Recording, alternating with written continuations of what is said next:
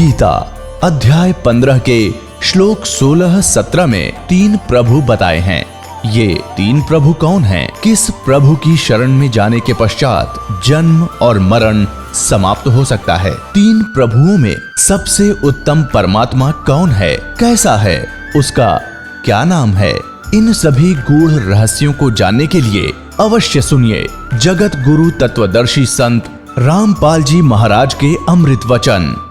परमेश्वर परम अक्षर ब्रह्म ने स्वयं आकर के बताया है वो ज्ञान, वो सच्चिदानंद घन ब्रह्म की वाणी है, वो कबीर वाणी है। तो इस प्रकार गीता ज्ञानदाता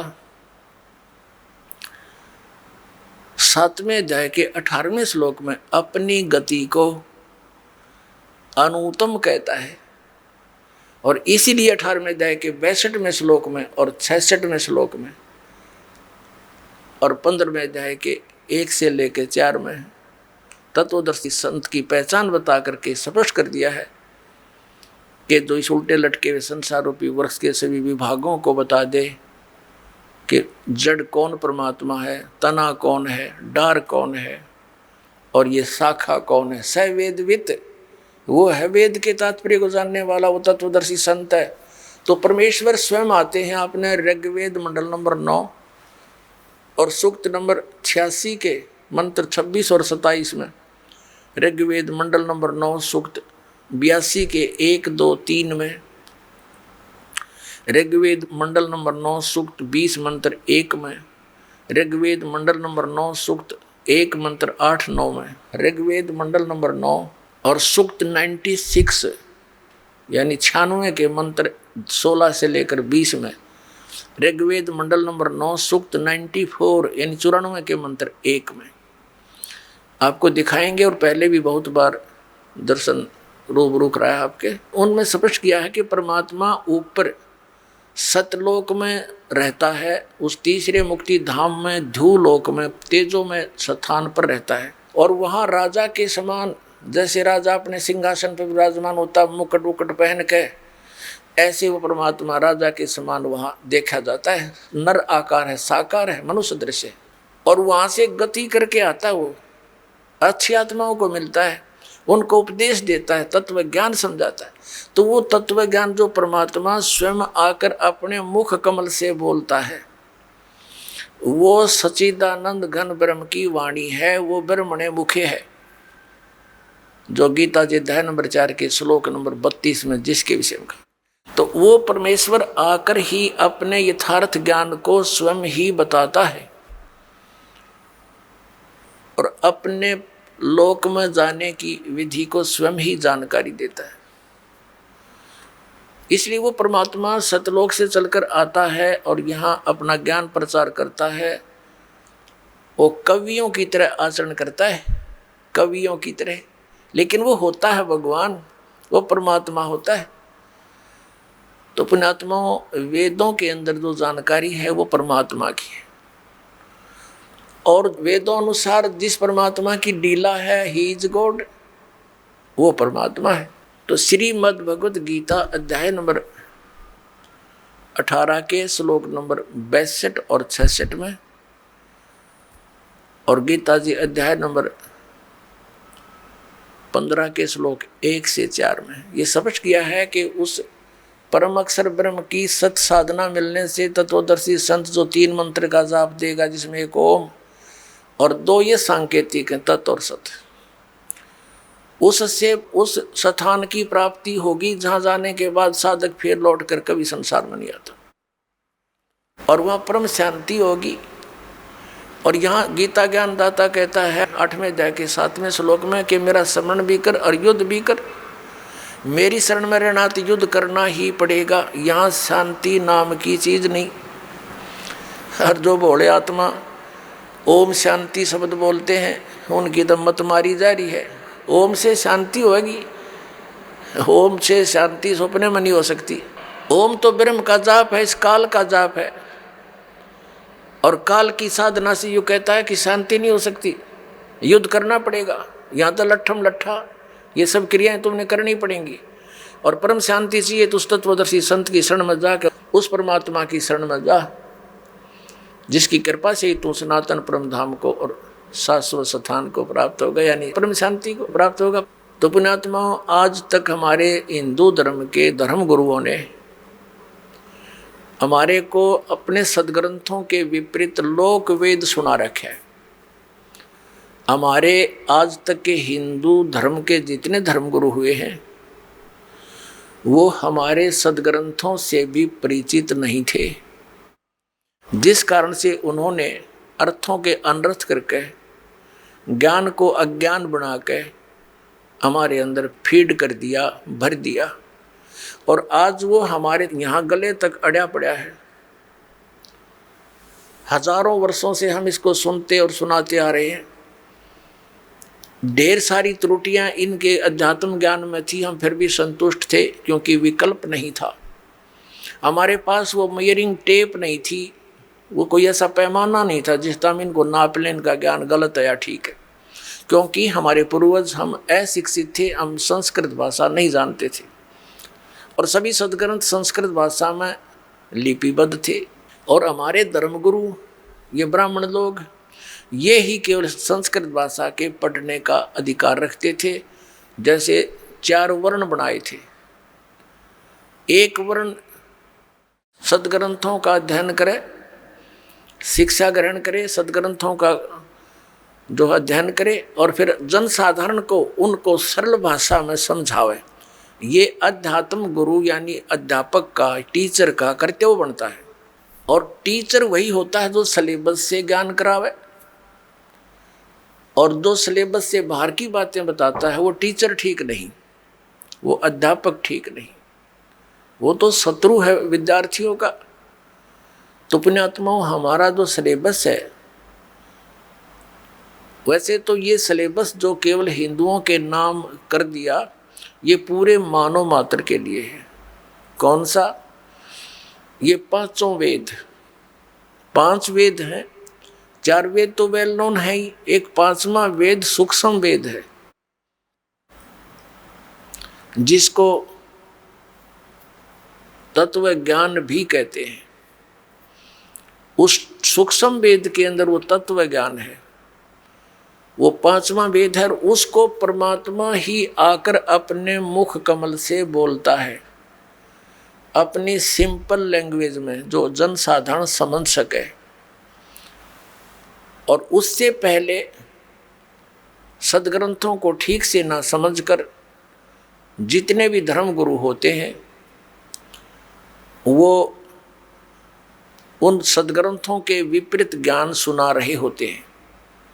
और परमेश्वर आकर के, क्योंकि वो नर आकार है, मनुष्य दृश्य है भगवान, सह शरीर आता है, सह शरीर जाता है। उस परमात्मा ने ये लीला बनारस में की थी, काशी शहर में, भारतवर्ष में। सन 1398 से सन 1518 तक 120 वर्ष रहे धरातल पर। एक जनसाधारण की तरह क्रिया की, जुलाहे का काम किया, ये दिखाने के लिए, परमात्मा पाने के लिए हठ योग या कर्म संन्यास लेने की कति आवश्यकता नहीं। एक रिहर्सल करी थी भगवान ने कि घने पैसे की आवश्यकता नहीं परमात्मा पाने के लिए, और केवल ब्राह्मण जाति भी आवश्यक नहीं, यानी उच्च जाति ही आवश्यक नहीं। परमात्मा पाने के लिए कोई जाति, कोई मजहब हो, लेकिन क्रिया ठीक हो, किसी भी जाति वर्ण का व्यक्ति परमात्मा पा सकता है। ये उदाहरण देने के लिए वो आते हैं और अपने मुख कमल से वो अध्यात्म ज्ञान बोलते हैं। तो उस परमेश्वर ने वो अध्यात्म ज्ञान यानी तत्व ज्ञान 600 वर्ष पहले बोला था। सन 1398 से सन 1518 के बीच में वो तत्व ज्ञान सच्चिदानंद घन ब्रह्म की वाणी बोली थी, जो आदरणीय धर्मदास साहिब जी के द्वारा लिपिबद्ध की गई थी। अब परमात्मा के साथ इस काल ने एक और लफड़ा गेर रखा है कि परमात्मा ज्ञान देकर जाते हैं, बीच में ये उसी के मार्ग में, उसी के पंथ में काल के दूत घुसेड़ देता है, और वो फिर परमात्मा की उस अध्यात्म ज्ञान का प्रारूप बिगाड़ देते हैं। अब लगभग 600 वर्ष हो गए कबीर वाणी को, कबीर पंथियों के द्वारा ही उसके अंदर बहुत सी फेरबदल कर दिया, अपने अनुभव अनुसार उसको फेरबदल कर दिया। इनको ये लगा कि इसको जनसाधारण नहीं स्वीकार करेगा, उसमें चेंज कर दिया, लेकिन फिर भी बहुत ढेर सारा सत्य शेष है। उसकी पूर्ति के लिए परमात्मा फिर क्या करते हैं,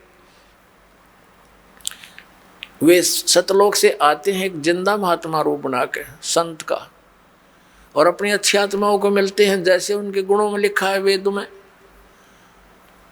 वो फिर उस दृष्टिकोण से वो परमात्मा किन किन को मिले थे, आदरणीय धर्मदास साहिब जी को, आदरणीय मुल्कदास साहिब जी को, आदरणीय नानक साहिब जी को, आदरणीय दादू साहिब जी को, आदरणीय गरीबदास साहिब जी को गांव छुड़ानी जिला झज्जर हरियाणा वाले को, आदरणीय घीसा दास साहिब जी गांव खेखड़ा जिला मेरठ उत्तर प्रदेश वाले को। तो इनमें से परमात्मा ने निर्धारित किया था, क्योंकि आदरणीय नानक साहिब जी और मुल्कदास साहिब जी और आदरणीय धर्मदास साहिब जी ये एक समकालीन ही रहे हैं तकरीबन परमात्मा के साथ। तो नानक साहिब जी को भी उन्होंने ज्ञान दिया, उन्होंने भी अपनी वाणी में लिपिबद्ध कर दिया। लेकिन मालूम था परमात्मा क्योंकि समय आने में सब जगह परिवर्तन ये हो सकता है, इसलिए आदरणीय गरीबदास साहिब जी को, जिनका जन्म संवत 1774 सन 1717 में हुआ था, और सन 1727 में यानी 10 वर्ष की आयु जब थी गरीबदास साहिब जी की गांव छुड़ानी वाले की, उस समय परमात्मा अपनी लीला अनुसार अपनी प्यारी आत्माओं को मिलते हैं, अच्छी आत्माओं को। गरीबदास जी को मिले थे, जंगल में गौवें चरा रहे थे गरीबदास जी, तो वहाँ लीला की थी कि और भी कई गवाले थे, उन्होंने हठ किया, प्रार्थना की प्यार से कि महात्मा जी आपने भोजन खाना पड़ेगा। परमात्मा ने कहा भी भोजन तो मैं खाऊंगा नहीं क्योंकि अपने अभी खा के आया हूँ। तो उन्होंने कहा जी दूध तो पीना ही पड़ेगा, नहीं तो हम अतिथि को ऐसे जाने नहीं देते, और आप तो महात्मा हो। तो परमात्मा ने कहा था कि भाई मैं कंवारी गाय का दूध पिया करूँ, पिला दो। तो पाली गवाले हंसने लगे कि मजाक करते हो बाबा जी। गरीबदास साहिब जी 10 वर्ष के बालक थे, खड़े हुए एक कंवारी गाय ले आए जिसने दूध पीना छोड़ रखा था, कंवारी बछिया 1-1.5 वर्ष की होगी, अभी तक वो उसको बैल ने टच नहीं किया था कंवारी। और परमात्मा ने थपकी मारी, सतनों से दूध निकल पड़ा, लंबे लंबे सतन हो गए थन, और नीचे एक साफ पात्र मिट्टी का छोटा सा पात्र था, वो रख दिया, उभर गया। आधा परमेश्वर ने पिया, आधा गरीबदास साहिब ने पिया। अन्य पालियों ने नहीं पिया जो बड़ी उम्र के थे, वो कहने लगे जादू जंतर का दूध हम नहीं पिएंगे, पाप लगेगा। कहने का भाव ये है कि गरीबदास साहिब जी को परमात्मा उनकी आत्मा को निकालकर सचखंड ले गए, पूरे ब्रह्मांडों से परिचित कराया। उधर से बच्चे को मृत जान लिया, घर ले गए उठा के। 10 बजे की बात थी, सुबह शाम के 6-7 बजे से उनको रख दिया चिता के ऊपर अंतिम संस्कार के लिए। तब परमात्मा ने ऊपर के ब्रह्मांड और अपनी सतीथि परिचित करके, और उसके अंतःकरण के अंदर परमात्मा ने ये तत्व ज्ञान फीड कर दिया गरीबदास साहिब जी के।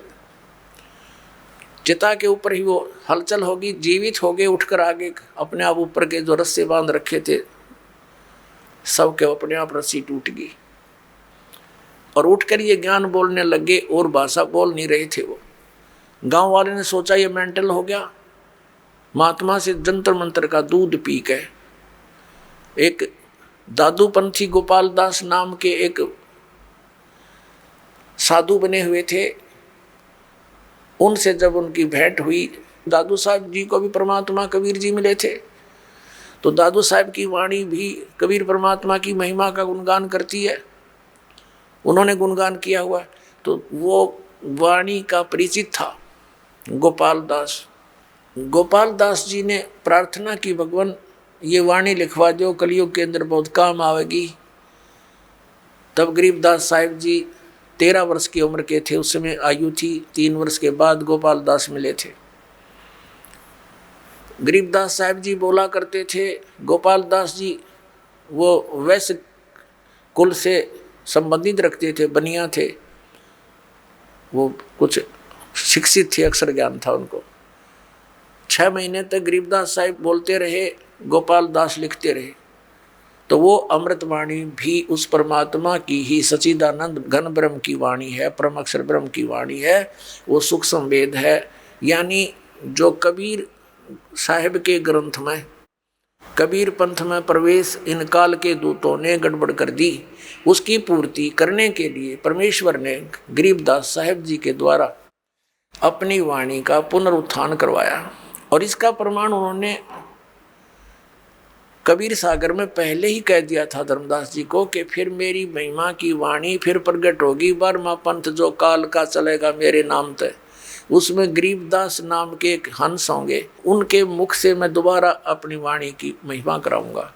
लेकिन गरीबदास जी तक ये 12 पंथों के पंथी मेरी इस वाणी को समझ नहीं सकेंगे और ये कभी उस सनातन परम धाम को प्राप्त नहीं कर सकते, ये मोक्ष प्राप्ति नहीं कर सकते।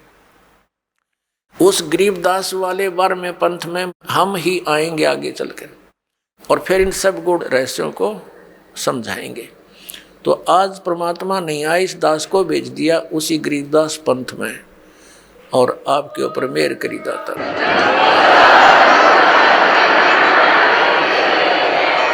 अपने आत्माओं, इस दास का जन्म पवित्र हिंदू धर्म में हुआ और हमारे इस पवित्र हिंदू धर्म के अंदर जो भी अध्यात्म सत्र की जानकारी हमें मिली, हम उस पर आरूढ़ थे। हम पुराणों को भी पढ़ते थे, हम श्रीमद् भगवत गीता जी को भी पढ़ते थे, लेकिन हम वेदों को नहीं पढ़ते थे क्योंकि वेद बहुत कम मिलते थे जो अनुवादित हों, और अनुवादकर्ताओं ने ऐसे ढंग से अनुवाद कर रखा था कि उनको पढ़ने अगर लग जाए तो सिर में दर्द हो जा, उनका कोई सिर पैर नहीं। लेकिन श्रीमद् भगवत गीता को हम पढ़ते थे और इस उद्देश्य से पढ़ते थे, ज्ञान ग्रहण की दृष्टि से नहीं पढ़ते थे, आत्म कल्याण की दृष्टि से पढ़ते थे, जैसा हमें बताया गया था। हमारे हिंदू धर्म के धर्म गुरुओं ने, यानी हिंदू धर्म का कहाँ से प्राकट्य माना जाता है, कहाँ से प्राकट्य हुआ, आदि शंकराचार्य जी हुए हैं जिन्होंने इस हिंदू धर्म का जो है प्राकट्य किया, इसका प्रारंभ किया। अब हिंदू किन को मानते हैं? हिंदू उनको मानते हैं जो आदि शंकराचार्य द्वारा दिए गए अध्यात्म ज्ञान को स्वीकार किए हुए हैं, उन्हीं के आधार से जो साधनाएं करते हैं, उस मानव समाज को हिंदू कहा जाता है। आदि शंकराचार्य से पहले कोई हिंदू नहीं था, सभी एक वैदिक धर्म को ही मानते थे। वैदिक धर्म कौन सा है? जो केवल वेदों पर ही आधारित है, वेदों अनुसार साधना करता है, वेदों के अतिरिक्त किसी भी लोक वेद को वो स्वीकार नहीं करते थे। आदि शंकराचार्य जी का जन्म कब हुआ? श्री ईसा मसीह जी से 508 वर्ष पूर्व।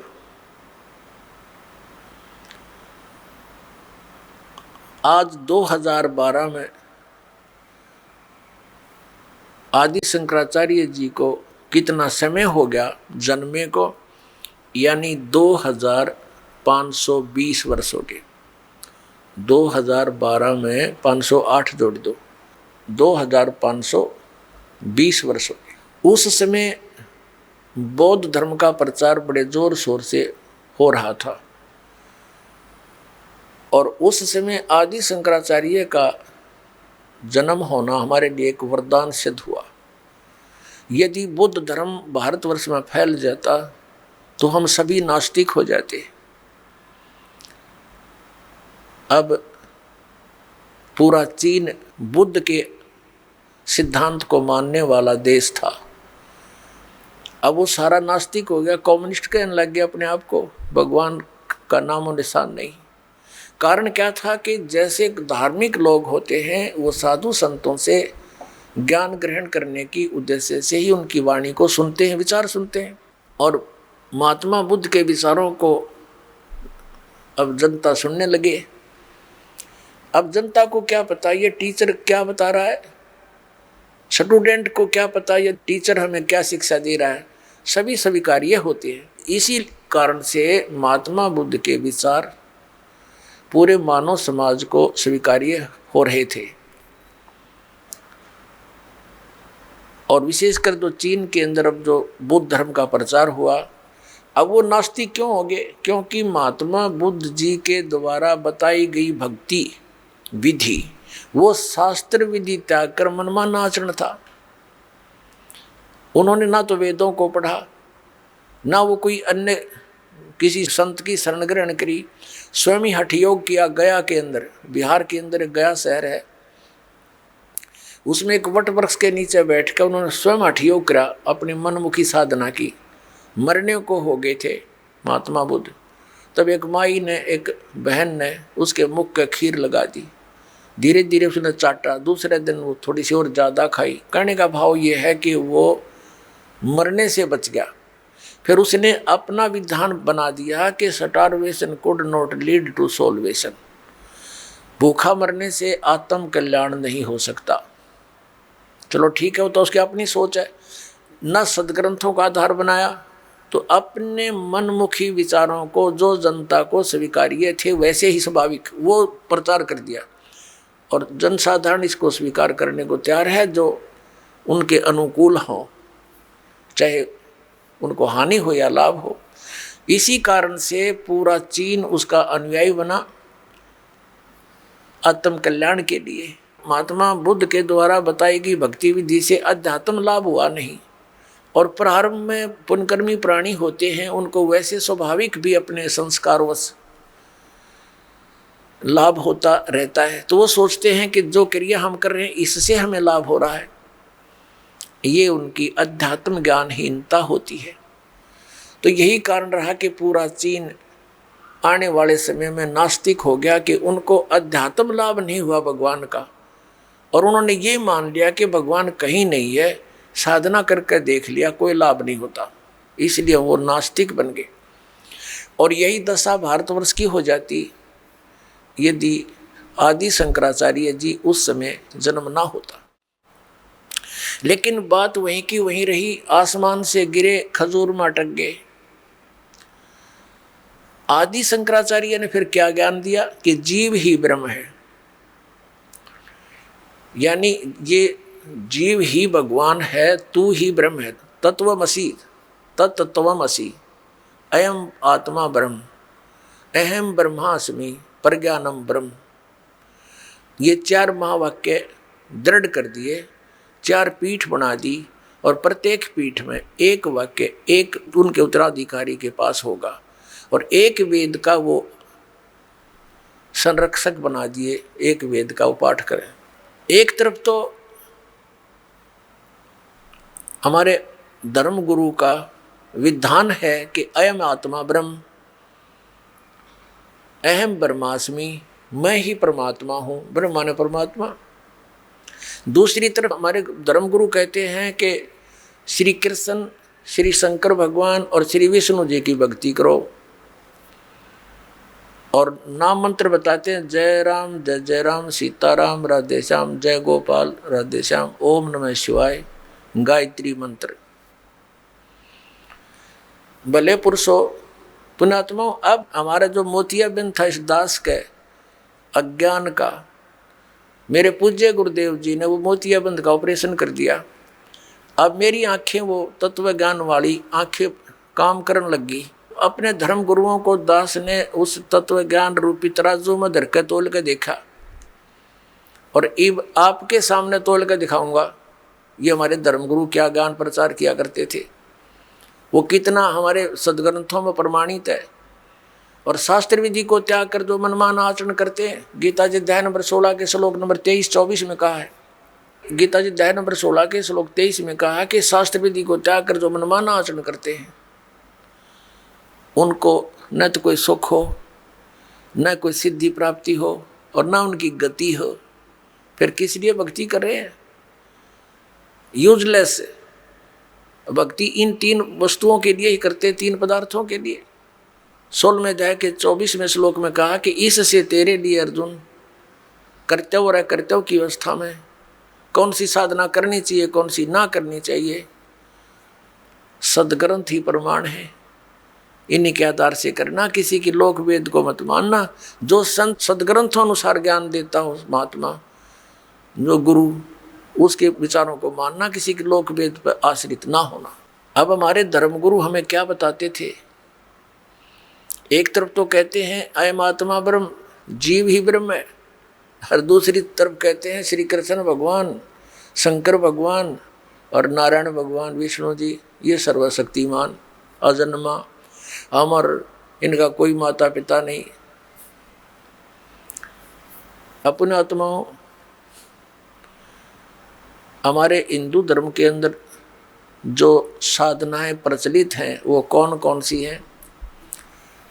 ये मंत्र आपको बता दिया, हरे कृष्ण हरे राम, कृष्ण कृष्ण हरे हरे, सीताराम राधे श्याम, राधे राधे श्याम मिला दे, ओम नमः शिवाय, ओम भगवते वासुदेव नमः, और गायत्री मंत्र।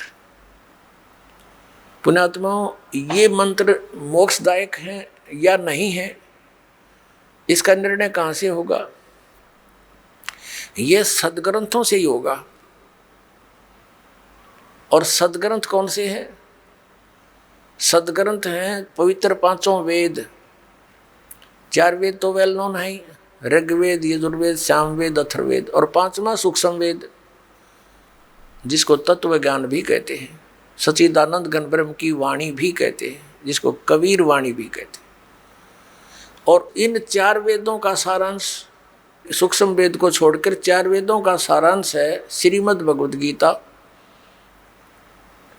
ये चारों वेद क्या हैं और श्रीमद् भगवद गीता क्या है, 18 पुराण क्या है, जो हमारे हिंदू धर्म के सिलेबस है, पाठ्यक्रम की पुस्तक यानी धार्मिक पुस्तकें हैं। पहले इनका निर्णय करना पड़ेगा हमने, तब हम आगे अध्यात्म मार्ग में कदम उठा सकेंगे। ये 5 वेद, 4 वेद इंक्लूडिंग सूक्ष्म वेद, ये पूरा का पूरा ज्ञान पूर्ण परमात्मा ने, परम अक्षर ब्रह्म ने इस ब्रह्म के अंदर, सर्वपुरुष के अंदर यानी काल के अंतःकरण में फीड कर दिया था, और उसका निर्धारित समय कर दिया था। इतने समय के उपरांत ये अपने आप इसके श्वासों के माध्यम से बाहर आएगा। ऐसा ही हुआ, जैसे भैंस गाय को गर्भ रहता है और समय आने के बाद वो अपने आप बाहर आ जाता है, ऐसा समझो। ऐसी व्यवस्था कर दी मालिक ने। तो जब वो समय आया, अपने आप इसकी श्वासों से 4 वेद बाहर आ गए। अपने आत्माओं, अगर ये अध्यात्म ज्ञान आज से 20-30 वर्ष पहले प्रारंभ होता या 50 वर्ष पहले प्रारंभ होता तो शायद ही कोई समझ सकता। अब जैसे एक मोबाइल से दूसरे मोबाइल में बगैर किसी तार के कनेक्शन से फिल्म की फिल्म फीड हो जाती है और उसमें देख लो। ऐसे ही परमात्मा ने उसके श्वासों के माध्यम से वो बाहर वेद आए और एक अलग से वेदों का रूप धारण कर लिया, ज्ञान का। अब ये अनाड़ी कहते हैं कि उस समय कागज कहाँ से आ गया, कलम कहाँ से आ गई। ये तो भक्तिहीन प्राणी, अध्यात्म ज्ञानहीन प्राणी के विचार हो सकते। परमात्मा क्या नहीं कर सकता? जिसने इतने ब्रह्मांड बना कर रख रखे हुए कागज तैयार नहीं कर सकता? परमात्मा जो चाहे सो कर सकता है।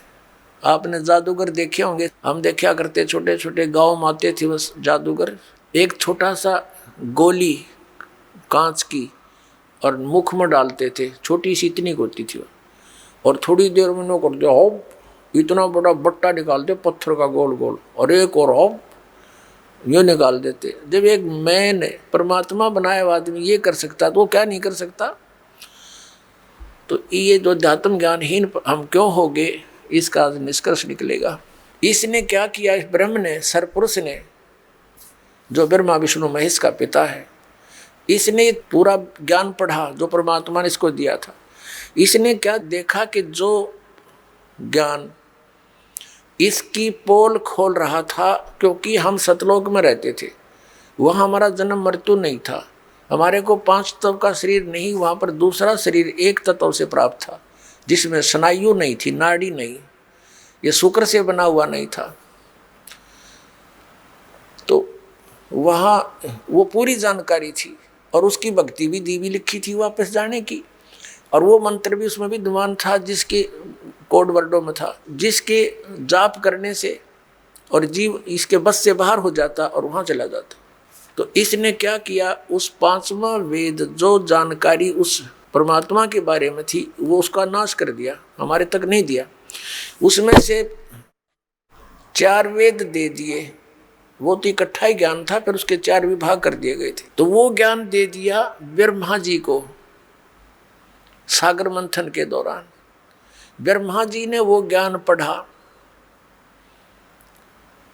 उन 4 वेदों को जैसा उसने निष्कर्ष निकाल सका वो निकाल लिया। अब प्रसंग चल रहा है कि वो अध्यात्म ज्ञान जो हमारे हमने, वो जो वेदों का ज्ञान किसने दिया, परम अक्षर ब्रह्म ने, और वही ज्ञान उसने कुछ कांट छांट करके as it is Brahma ji को दे दिया। और वो सूक्ष्म वेद जो इस काल भगवान ने सरपुरुष ने गुप्त किया था, उसकी पूर्ति के लिए परमात्मा को स्वयं आना पड़ता है हमारे को वो ज्ञान प्रदान करने के। तो उन 4 वेदों का जो ज्ञान है वो गॉड गिवन है, परम अक्षर ब्रह्म के द्वारा दिया गया है, और वही ज्ञान ब्रह्मा जी को प्राप्त हुआ। उन 4 वेदों का ही ज्ञान फिर श्रीमद् भगवत गीता है, उसका सारांश है। तो इस श्रीमद् भगवत गीता किस समय बोली गई थी, जब कौरव पांडव का युद्ध होने की तैयारी थी, आमने सामने सेना खड़ी थी, और श्री कृष्ण में प्रवेश करके युग काल इस ज्ञान को बोल रहा है।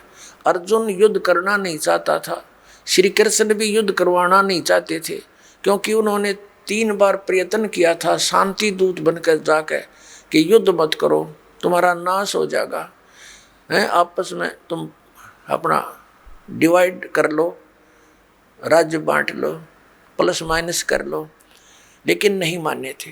अंत में श्री कृष्ण जी ने ये कह दिया था कि एक तरफ मैं होऊंगा, एक तरफ मेरी सेना होगी, और मैं हथियार भी नहीं उठाऊंगा, युद्ध तो दूर की बात है। तो क्या वो महापुरुष फिर युद्ध करने के लिए बाध्य कर सकता किसी को जो इतना शांति प्रिय है श्री कृष्ण जी, कि मैं युद्ध भी नहीं करूंगा, हथियार तक नहीं उठाऊंगा? तो उस समय जब श्री कृष्ण जी को कहा अर्जुन ने कि मेरे रथ को दोनों सेनाओं के बीच में खड़ा कर दे, अब अर्जुन ने देखा भाई किसने मारूं और क्या किसके लिए, भाई चाचे ताऊओं के लड़के बच्चे, उनकी दामाद बहनोई, वो सारे खड़े है, तेरे की बाढ़ में जाए सारा। तो अर्जुन ने अटल इरादा कर लिया कि युद्ध नहीं करूंगा। इस बात से परिचित हो गया वो काल सरपुरुष, उसने युद्ध नाश कराना था। उसी से में वो श्री कृष्ण में प्रवेश कर गए। श्री कृष्ण जी में प्रवेश करके उसने वेदों वाला ज्ञान ही दिया, लेकिन इसमें युद्ध कराने के लिए कुछ अटकलबाजी इसने अपनी तरफ से जोड़ी है। उसके विषय में कहा ये मेरा मत है, शेष ज्ञान जो है वो वेदों वाला है। तो जो इसका मत है उसको हम ग्रहण नहीं करेंगे। फॉर एग्जाम्पल, जैसे श्रीमद् भगवत गीता अध्याय नंबर 3 के श्लोक नंबर 8 में गीता ज्ञान दाता कहता है कि अर्जुन, यदि तू कर्म संन्यास ले लेगा, एक जगह बैठकर अपना हठ योग करेगा, कर्म संन्यास का तो यही होता है, तो तेरा निर्वाह कैसे चलेगा पेट का? कहने का भाव ये है कि तू कर्म भी कर और भक्ति भी कर, ये कर्म योग कहलाता है। देखिए, ये श्रीमद् भगवत गीता जयदाल गोविंद का इसके अनुवादक है, गीता प्रेस गोरखपुर से प्रकाशित है, अध्याय नंबर 3 का। इसमें काफ़ी डिटेल दिए, 4 से शुरू किया है कि मनुष्य न तो कर्मों का आरंभ किए बिना निष्कर्मता को प्राप्त कर सकता है, प्राप्त होता, और न ही कर्मों के केवल त्याग मात्र से यानी सांख्य निष्ठि को प्राप्त होता है। इसका 5वें में कहा है कि निसंदेह कोई भी मनुष्य किसी भी काल में क्षण मात्र भी बिना कर्म किए नहीं रहता, क्योंकि सारा मनुष्य समुदाय प्रकृति जनित गुणों द्वारा परवश कर्म करने के लिए बाध्य किया जाता है। अध्याय नंबर 3 के श्लोक नंबर, अब ये 6 में कहा कि जो मूढ़ मनुष्य, मूर्ख व्यक्ति, मूढ़ बुद्धि मनुष्य समस्त इंद्रियों को हठपूर्वक ऊपर से रोक कर, यानी एक स्थान पर बैठकर हठ योग करते हैं और मन से इंद्रियों के विषय का चिंतन करता रहता है, वह मिथ्याचारी यानी पाखंडी है, दम्भी कहता है। 7वें में कहा है, किंतु हे अर्जुन, जो पुरुष मन से इंद्रियों को वश में करके अनासक्त हुआ, समस्त इंद्रियों द्वारा कर्म योग का आचरण करता हुआ, वही श्रेष्ठ है। यानी काम भी करे, इंद्रियां न रोक कर भक्ति भी करता रहे, वह श्रेष्ठ है, कर्म योग का आचरण करता हुआ। एक जगह बैठ कर नहीं करे। आगे देखो, 3 अध्याय का 8वां श्लोक है, ज्ञानवाद है इसका। तू शास्त्र विहित कर्तव्य कर्म कर, क्योंकि कर्म न करने की अपेक्षा कर्म करना श्रेष्ठ है, तथा कर्म न करने से तेरा शरीर निर्वाह, यानी तेरा गुजारा कैसे चलेगा, कैसे सिद्ध होगा। अब ये तो है वेद ज्ञान। अब वेद ज्ञान कैसे है? यजुर्वेद अध्याय नंबर 40 के मंत्र नंबर 15 में कहा है, ओम कर्तु समर किलबे समर। अब देखिएगा, यजुर्वेद अध्याय नंबर 40 दिखाते हैं आपको, ये कहाँ से प्रकाशित है। प्रकाशक है सार्वदेशी कार्य प्रतिनिधि सभा 2/5 महर्षि सिद्धांत भवन, रामलीला मैदान, नई दिल्ली से। इसका अनुवादक कौन है? महर्षि दान सरस्वती कृत। मुद्रक है Prince offset printers, 1510 Pataudi house, Daryaganj, नई दिल्ली से। अब इसके हम कति लास्ट में पहुंचते हैं, 44वां अध्याय। ये देखिए, 44वां माने 40वां अध्याय, यजुर्वेद भाष्यम, ये 15वां श्लोक है। इसमें क्या लिखा है कि वायु अनिलम अमृतम अथ इदम भस्मांतम शरीरम ओम कर्तो समर किलवे समर और कर्तुम समर। इसने तो आडंगा करण का ठेका ले रखा था, इसने तो अनुवाद ठीक किया नहीं, ओम का तो अर्थ भी नहीं किया ढंग से। क्या किया है, हे कर्म करने वाले जीव, तू शरीर छूटते समय, ये देखो ओम शब्द स्पष्ट है, इसका अर्थ लिखना था यहाँ पर कि ओम का, ओम को स्मरण कर। इसने लिख दिया इस नाम वाच्य ईश्वर को, ओम लिख दिया, भी शर्म आ गया यो।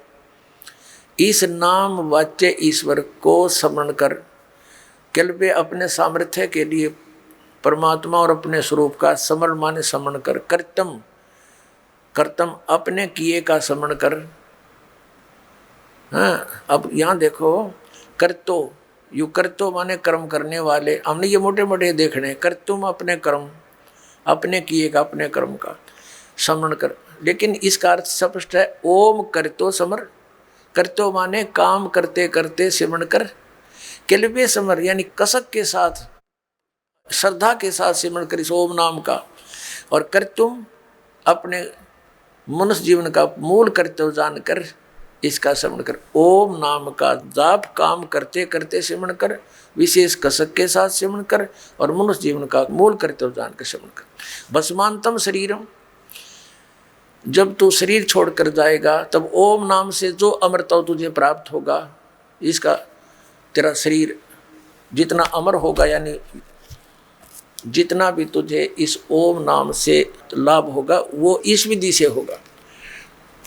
और सूक्ष्म वेद में क्या लिखा है, नाम उठत नाम बैठत नाम सोत जागवे, नाम खाते नाम पीते नाम सेती लागवे। यानी सूक्ष्म वेद और ये वेद, क्योंकि सूक्ष्म वेद के अंदर कंप्लीट ज्ञान है, ये 4 वेद भी उसके अंदर इंक्लूड कर दिए परमात्मा ने, जो इसने उसमें कुछ डांडी मारी थी वह ठीक कर दी। तो अब यह सिद्ध हो गया कि वेदों में लिखा है कि हठ योग नहीं करना, काम करते करते कर्म योग का आश्रय लेकर अपनी भक्ति भी करो, अपना दैनिक कार्य भी जिसका है जो कर्तव्य कर्म है। कर्तव्य कर्म का अर्थ क्या है, ये नहीं कि कोई कसाई है वो कसाई का काम करें, जाइयो कर्ण का काम है, नहीं, जो कर्तव्य कर्म है वो करो, जो करने योग्य भक्ति कर्म है वो करो, अकर्तव्य को छोड़ दो। शराब पीता है, मांस खाता है, यह अकर्तव्य है, और जो आन उपासना करता है वो अकर्तव्य है। शास्त्र विदिता के जो मनमाने जाप करता है वो अकर्तव्य है, वो नहीं करने। अब गीता जी में जो दास दिखाना चाहता था कि जो इसने अपनी तरफ से समावेश किया है वो वेदों वाला ज्ञान नहीं है, वो हमें मान्य नहीं। अब इसने 6ठे अध्याय के अंदर इसने अपना मत घुसोड़ दिया, वो वेद विरुद्ध है, वो अपना नहीं ग्रहण करना। क्या देखना, ये श्रीमद् भगवत गीता, ये देखिएगा अध्याय नंबर 6 श्रीमद् भगवत गीता और मंत्र नंबर 10 से प्रारंभ करते हैं। मन और इंद्रियों सहित शरीर को वश में रखने वाला आशा रहित संग्रह रहित योगी अकेला ही एकांत स्थान में स्थिर होकर आत्मा को निरंतर परमात्मा में लगावे। 11वां, अब इसने बताया कि शुद्ध भूमि में जिसके ऊपर कर्मशः कुसामान्य डाब, मृगशाला और वस्त्र बिछे हों, न बहुत ऊंचा है और न बहुत नीचा, अपने आसन को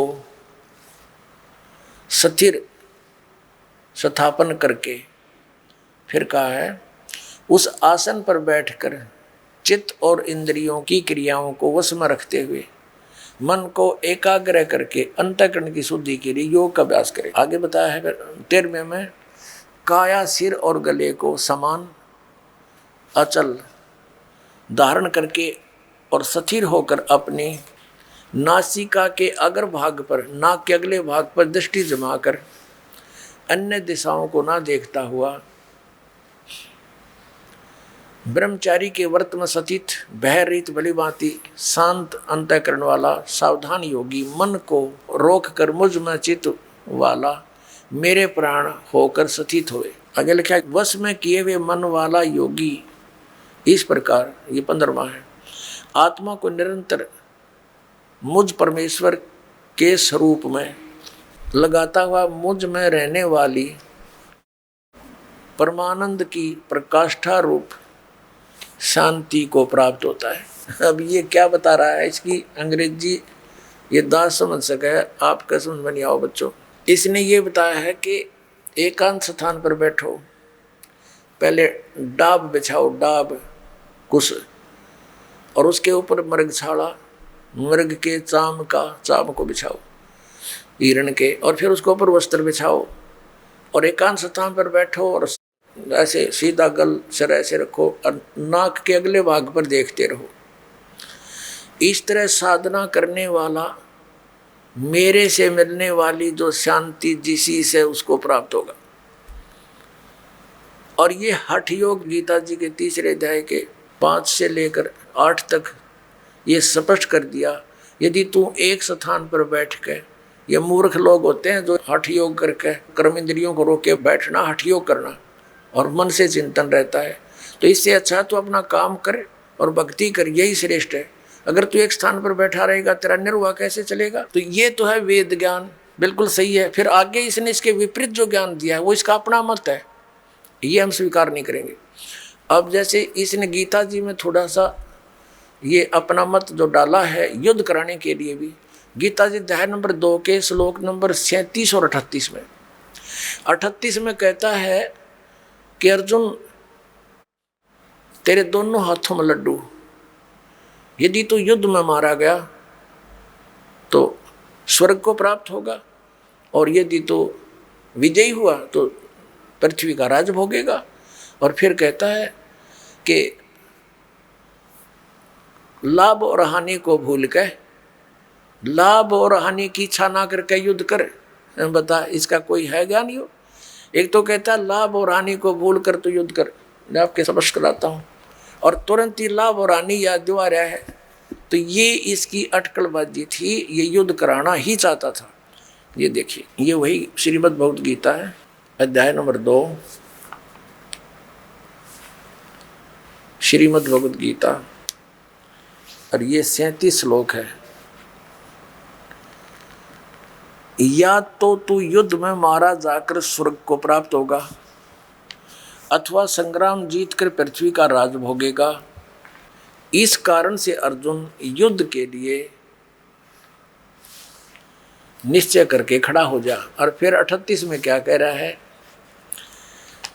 कि जय पराजय, लाभ हानि, दुख सुख को समान समझकर उसके बाद युद्ध के लिए तैयार हो जा। इस प्रकार युद्ध करने से तू पाप को नहीं प्राप्त होगा। अब ये है इसका ज्ञान। आप समझो बुद्धिमान है समाज, आज कोई बालक नहीं। परमात्मा ने दास को वो आंख दे दी, तत्व ज्ञान वाली नेत्र दे दिए। अब हम इस तराजू में तोल लेंगे इस पूरे अध्यात्म ज्ञान को, क्योंकि वो ज्ञान सूक्ष्म वेद में कंप्लीट लिखा हुआ है और वो कंप्लीट ज्ञान दास के पास है। अब उस पैमाने से, उस टेप से हम सबको मापेंगे और उन्हीं वेट से, उन्हीं वट्टों से तोलांगे अपने अध्यात्म ज्ञान को। जो थोड़ा बहुत कहीं मिलावट होगी जब क्लियर हो जाएगा, अब इसको तालेंगे हम देसी घी को और शुद्ध घी बनावांगे। अब ये क्या निर्णय निकला इसका कि हमारे कौन से सदग्रंथ हैं जिनको आधार मान कर हम भक्ति करेंगे। पवित्र चारों वेद और पवित्र श्रीमद् भगवद गीता का वो ज्ञान जो वेदों से मिलता है, ये हमारा भक्ति विधि है, भक्ति का मार्ग है, भक्ति का पथ है। ये इसके अंदर जो साधना लिखी है वही करेंगे। इसके अतिरिक्त हम कोई ग्रंथ का कोई भी प्रमाण यानी उसका वचन ग्रहण नहीं करेंगे। अब बात रही हमारे पवित्र 18 पुराणों की। ये 18 पुराण क्या है? ये एक बोध है। 18 बोधों में से एक 18 पुराण भी एक ही बोध माना जाता है। ये ज्ञान श्री ब्रह्मा जी ने अपने वंशजों को दिया, अपने संतान को, ब्राह्मणों को दिया। और श्री ब्रह्मा जी, श्री विष्णु जी, श्री शिव जी को ये परम अक्षर ब्रह्म आकर मिले थे, पूर्ण परमात्मा। क्योंकि इसका विधान है परमात्मा का कि वो अपनी अच्छी आत्माओं को मिलता है। तो श्री ब्रह्मा जी, श्री विष्णु जी, श्री शिव जी ये ब्रह्मांड के सबसे श्रेष्ठ आत्मा है। तो वहीं से शुरुआत की परमात्मा ने कि किसी प्रकार इन प्यारी आत्माओं को, वो भी उसी के बच्चे हैं, इनको ये अध्यात्म ज्ञान बता दूं और ये अपने आप सबको बता देंगे और मेरा काम हल्का हो जाएगा। सबसे पहले ब्रह्मा जी को मिले, उनको पूरी कहानी सुनाई सृष्टि रचना की। और तुम कहाँ थे बच्चे, कैसे यहाँ आ गए, ये काल है जो तुम्हें दिखाई नहीं देता है। तो वो सारा कुछ ज्ञान दिया। ब्रह्मा जी बड़े प्रभावित हुए, क्योंकि परमात्मा की चाह सभी को है, ये भी साधनाएं करते हैं। और परमात्मा से दीक्षा ग्रहण की। परमात्मा ने प्रथम एक नाम उसको दिया, ओनली वन मंत्र, ओम नाम का, ये देखने के लिए कि ये आगे कितना मेरा अनुकूल करते हैं, अनुसरण करते हैं, कहीं काल प्रेरणा से विचलित तो नहीं हो जाते। फिर ये परम अक्षर ब्रह्म गए श्री विष्णु जी के पास। श्री विष्णु जी ने भी ज्ञान ग्रहण किया और उनको एक मंत्र दिया, हरियम मंत्र दिया, ये देखने के लिए ताकि ये मेरे ज्ञान पर दृढ़ होते हैं कि नहीं। तब उनको सतनाम देना था। फिर श्री शंकर जी के पास गए, शिव जी के पास, उन्होंने भी परमात्मा का ज्ञान सुना और उनको परमेश्वर ने ये सोहम मंत्र दिया, एक दीक्षित करने के उद्देश्य से। तो परमात्मा ने कहा कि हम बैरागी ब्रह्मपद सन्यासी महादेव और सोहम मंत्र दिया शिव जी को, वो करे हमारी सेव। पुण्यात्माओं, ये सोहम मंत्र इन वेदों में नहीं है, इन 4 वेदों में, गीता में और पुराणों में कहीं ये मंत्र नहीं मिलेगा आपको। कहते हैं सोहम शब्द हम जग में लाए, सार शब्द हमने गुप्त छिपाए। अब हम उस प्रसंग पर आते हैं। अब क्या हुआ कि परमात्मा फिर दोबारा उनको देखने के लिए गए कि कितने दृढ़ है मेरे ज्ञान पर। तो ब्रह्मा जी को आकाशवाणी हुई कि जो संत तुम्हें मिला है ये भ्रमित ज्ञान देता है, इसके ज्ञान को ग्रहण मत करो। ब्रह्मा जी ने परमात्मा की आकाशवाणी जानकर उस काल के आदेश से परमात्मा से विमुख हो गए और कहा, महात्मा जी ये मिले थे, उनको अग्नि नाम बताया था परमात्मा ने। कबीर परमेश्वर जी ने ब्रह्मा जी को अपना अग्नि ऋषि नाम बताया था कि मेरा अग्नि ऋषि है। तो उसके बाद ब्रह्मा जी ने उनके ज्ञान को ग्रहण नहीं किया। ब्रह्मा से ही फिर विष्णु जी को ज्ञान हुआ कि आकाशवाणी हुई है, ये ज्ञान ठीक नहीं है। तो विष्णु जी ने भी त्याग दिया, शंकर भगवान ने भी त्याग दिया। अब कहने का भाव ये है पुण्यात्माओं, इन पुराणों का ज्ञान जो श्री ब्रह्मा जी ने दिया है, आप देवी पुराण या शिव पुराण पढ़कर देखो। ब्रह्मा जी अपने पुत्र नारद जी को ज्ञान दे रहा है पुराणों का। सृष्टि उत्पत्ति के बारे में नारद जी ने पूछा था। तो ये क्या बता रहे हैं, अब थोड़ी सी झलक दिखाता हूं, तब आपको पता चलेगा कि पुराणों का ज्ञान ये ब्रह्मा जी द्वारा दिया गया है। आगे ऋषियों ने, दूसरे ऋषि से, तीसरे ऋषि से, फिर तीसरे से चौथे ने दक्षा जी से सुनकर, जो क्योंकि जो ज्ञान प्रारंभ में दिया जाता है आने वाला वक्ता उसको फिर दोबारा सुनाता है, तो कुछ अपना अनुभव भी उसमें ऐड होता चला जाता है। ऐसे जिस भी ऋषि ने पुराण अलग से किसी को सुनाई वो पुराण मानी गई, अलग से बन गई, लेकिन ज्ञान ब्रह्मा जी द्वारा दिया गया वो मूल है, मूल ज्ञान है। अब एक विचारणीय विषय है, ब्रह्मा जी ज्ञान दे रहे हैं, अपने पुत्र को बता रहे हैं, और ब्रह्मा जी कौन है? ब्रह्मा जी स्वयं कहते हैं कि मुझे पता नहीं मैं कहाँ से जन्म हुआ मेरा। ये श्रीमद् देवी भागवत के अंदर, यानी देवी शक्ति पुराण के अंदर, देवी पुराण में तीसरे स्कंद में जब ये कमल के फूल पर बैठा था, तो ब्रह्मा जी अपने पुत्र नारद को वहाँ भी ज्ञान सुना रहा है कि मैं जब कमल के फूल पर बैठा था, जब मैं सचेत हुआ तो मुझे नहीं मालूम है कहाँ से जन्म हुआ, मेरा क्या कर्तव्य है और कौन मेरा जनक है। ये थोड़ा सा प्रमाण आपको दिखा, ये देखिएगा श्रीमद् देवी भागवत, सचित्र मोटा टाइप, केवल हिंदी, गीता प्रेस गोरखपुर से प्रकाशित है। इसके संपादक कौन है? संपादक हैं हनुमान प्रसाद पोदार, चिमलापुर, और गीता प्रेस गोरखपुर से ये प्रकाशित है। ये आपके समक्ष, इसमें थोड़ा सा दिखाएंगे आपको। ये तीसरा स्कंद है, ये तीसरा स्कंद है, और इसका पृष्ठ नंबर यहाँ से प्रारंभ होता है। ये तीसरा स्कंद का प्रथम अध्याय है, तीसरा स्कंद। इस जन्मे जय ने पूछा था व्यास जी से, भगवान आपने अम्बा यज्ञ अर्थात परम पवित्र नवरात्र व्रत करके उसके द्वारा देवी की आराधना करने की आज्ञा दी है, वह को देवी कौन है? तो यहाँ क्या बता रहा है कि व्यास जी कहते राजन तुम्हारी बुद्धि बहुत विशाल है, और अभी तुमने जो पूछा कि ब्रह्मा आदि की उत्पत्ति, ब्रह्मा आदि माने ब्रह्मा विष्णु महेश की उत्पत्ति कैसे हुई, ये महान कठिन विषय है। उसके अनेक प्रश्न उठ जाते हैं। यही प्रश्न पूर्व समय मैंने नारद जी से किया था। अब नारद जी कहता है व्यास जी ने जब पता किया कि मुने आप बुद्धिमान है, मुझे बताने की चेष्टा करो, ब्रह्मांड का प्रधान करता कौन है? मुनिवर वह ब्रह्मांड कहाँ से उत्पन्न हुआ है? व्यास जी नारद से पूछ रहे। हम ज़्यादा समय ना लेंगे। अब यहाँ आगे हम 115 पृष्ठ पे, वही तीसरा स्कंद है। इसमें क्या कहा है कि व्यास जी नारद जी से पूछा। नारद जी कहते हैं व्यास जी प्राचीन समय की बात है, यही संदेह मेरे हृदय में उत्पन्न हुआ था। तब मैंने अपने पिता अमित तेजस्वी ब्रह्मा जी के स्थान पर गया, उनसे जिस विषय में तुम पूछ रहे हो उसी विषय में मैंने पूछा। अच्छा देखो या ब्रह्मा जी क्या बताते हैं। ब्रह्मा जी ने कहा बेटा मैं इस प्रश्न का क्या उत्तर दूं, यह बड़ा ही जटिल प्रश्न है। महाभाग तुम भगवान विष्णु से इसका समुचित समाधान पा सकते हो। महामते इस संसार में कोई भी रागी पुरुष ऐसा नहीं जो इसको जान सके। पूर्व काल में सर्वत्र जल ही जल था, स्थावर जंगम जितने प्राणी उनमें से कोई भी नहीं था। तब कमल से मेरी उत्पत्ति हुई।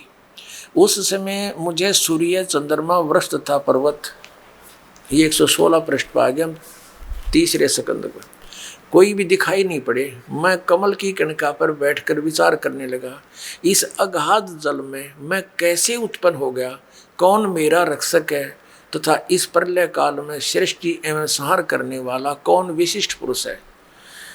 कहीं भी स्पष्ट रूप से भूमि भी नहीं दिखती जिस पर यह जल टिका हो, यह कमल कैसे उत्पन्न हुआ। अब पुण्यात्मा इस पुराण से हमने इतना ही लेना था, क्योंकि हमने इस तत्व ज्ञान को समझना है, अध्यात्म ज्ञान।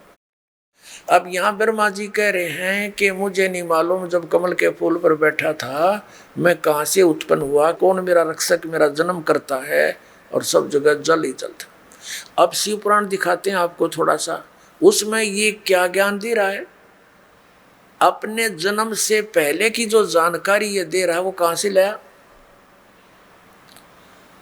ये आपको स्पष्ट होगी। वो कहाँ से लाया, इसने परमात्मा से सुनी थी, लेकिन उसमें कुछ अपना खिचड़ी, कुछ परमात्मा से प्राप्त ज्ञान को अज्ञान अज्ञान मिला के हमारे में पेश कर दिया।